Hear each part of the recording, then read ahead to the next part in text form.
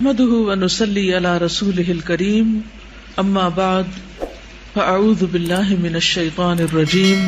بسم الله الرحمن الرحيم رب اشرح لي صدري ويسر لي امري واحلل عقدة من لساني يفقهوا قولي۔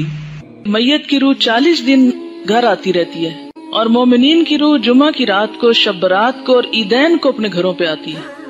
یہ بات مشہور ہے کہ اس دن روحیں آتی ہیں، ایک تو جمعرات کے دن آتی ہیں اور ایک جو ہے عیدوں کو آتی ہیں اور شبرات کو آتی ہیں، حالانکہ اس کے پیچھے کوئی دلیل نہیں ہے، یہ ہمارا اپنا خیال ہے۔ دیکھیں وہ کس لیے آئیں گے، کیا کرنے آئیں گے، ان کا دنیا سے کوئی رشتہ، کوئی تعلق، ان کو تو کوئی انٹرسٹ ہی نہیں رہتا یہاں سے۔ جو نیک لوگ ہوتے ہیں وہ کہتے ہیں شکر ہے ہماری جان چھوٹی اس مصیبتوں کے گھر سے، اس قید خانے سے، اور جو برے لوگ ہوتے ہیں وہ جتنا بھی چاہیں کہ آ کے واپس کوئی اچھا عمل کر سکے تو آ نہیں سکتے۔ سورۃ المؤمنون میں آپ نے ایک آیت پڑھی ہوگی، وَمِن وَرَائِهِمْ بَرْزَخٌ إِلَى يَوْمِ يُبْعَثُونَ، جو روح ایک دفعہ آگے چلی گئی ان کے پیچھے برزخ حائل ہو گیا، پردہ حائل ہو گیا۔ کب تک؟ إِلَى يَوْمِ يُبْعَثُونَ، اس دن تک جبکہ یہ بالکل ایسے جیسے بچہ پیدا ہونے کے بعد واپس نہیں ماں کے پیٹ میں جا سکتا، ایسے ہی دنیا سے جانے کے بعد انسان دنیا میں نہیں آ سکتا،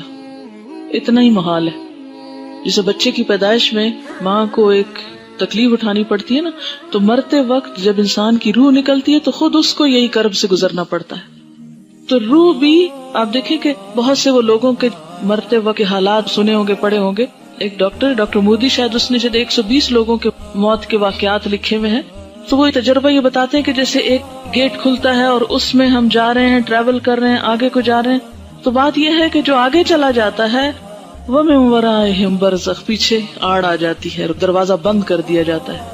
اب دنیا میں نہیں کوئی آتا، اور انہوں نے کرنے بھی کیا آنا ہے، اور کہیں سے ثابت بھی نہیں ہے قرآن سے کہ روحیں ہمارے گھروں میں واپس آ کے رہتی ہیں، ٹھیک ہے نا۔ اور آپ ذرا سوچیں تھوڑی دیر کے لیے کہ اگر آپ کو مرنے کے بعد آپ کے گھر میں بار بار آنے کی اجازت دی جائے تو آپ کا حال کیا ہوگا، بتائیے ذرا۔ آپ دیکھیں گے آپ کا سامان کسی کے پاس چلا گیا، آپ کی چیزیں کسی نے توڑ دی ہیں،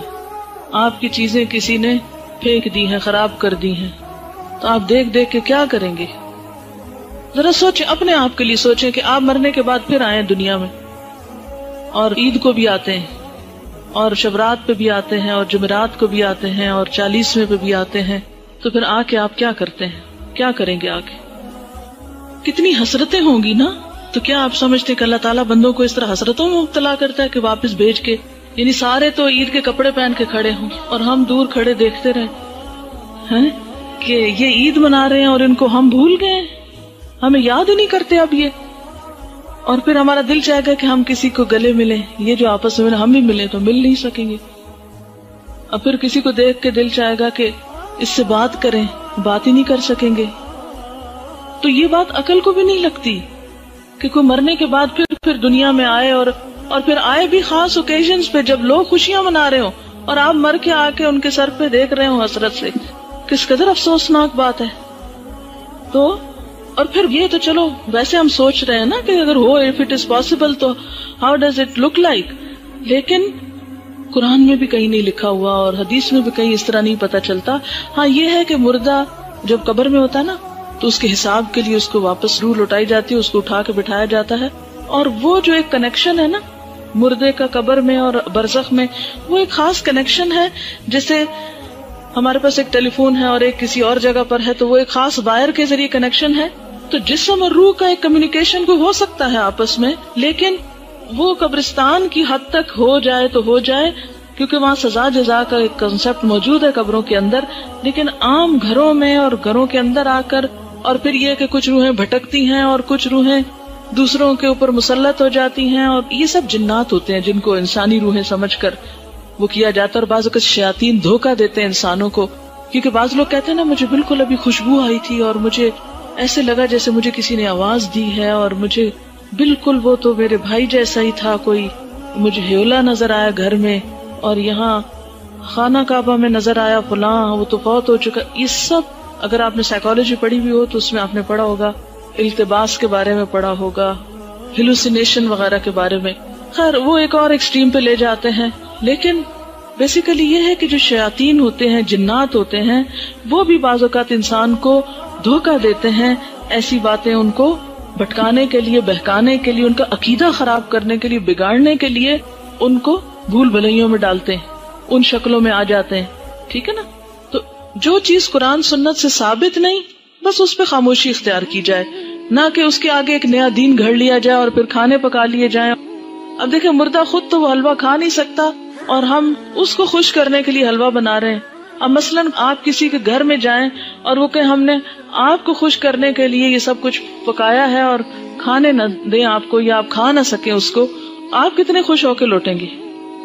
اچھا بعض لوگ ایک مغالطہ دیتے ہیں، وہ کہتے ہیں یہ جو آتا ہے نا تنزل الملائکۃ والروح فیہا باذن ربہم من کل امر سلام، کہ لیلۃ القدر میں روح اترتا ہے. تو اب آپ بتائیں کہ اس روح سے مراد کون سا ہے؟ اگر اس روح سے مراد مرے ہوئے لوگوں کی روح ہے تو پھر ان آیتوں کے بارے میں کیا کہیں گے؟ نزل بہ الروح الامین. روح سے مراد کیا ہے قرآن پاک میں؟ جبرائیل علیہ السلام کے لیے یہ لفظ استعمال ہوا ہے، اذ ایدتک بروح القدس قل نزلہ روح القدس نزل بہ الروح الامین تعرج الملائکۃ والروح یوم یقوم الروح والملائکۃ صفا. اور پھر تنزل الملائکۃ والروح سورۃ القدر میں. تو یہ جو روح اترتی ہے اس سے مراد مردوں کی روحیں نہیں ہیں، یہ خاص روح مراد ہے اور اس سے مراد جبریل امین ہے. اللہ تعالی ہمیں عمل کی توفیق عطا فرمائے. جزاکم اللہ خیرا. سبحانک اللہم و بحمدک نشہد ان لا الہ الا انت نستغفرک و نتوب الیک. السلام علیکم و رحمۃ اللہ وبرکاتہ.